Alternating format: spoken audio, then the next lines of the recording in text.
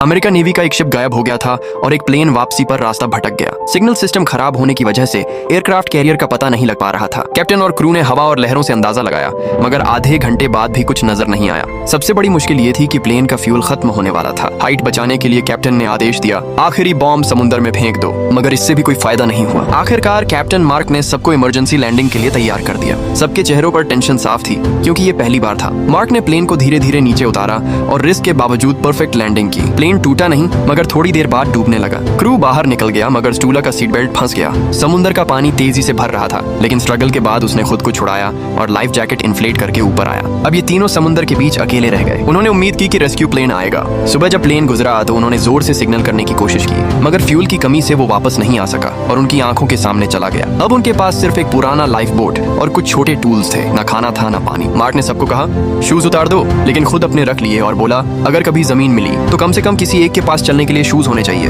तीसरे दिन भी उन्होंने कॉफी पीने का नाटक किया, मगर भूख और प्यास हावी हो रही थी। स्टूला ने आइडिया दिया, गोली का स्प्रिंग निकालकर फिशिंग हुक बना लो। थ्रेड और स्कार्फ लगाकर उन्होंने समुद्र में डाला। थोड़ी देर बाद एक बड़ी फिश हुक पर फंसी। सबके चेहरों पर उम्मीद लौट आई, मगर सिर्फ 2 मिनट में रोप टूट गई और मछली निकल गई। उनके पास फिर सिर्फ मायूसी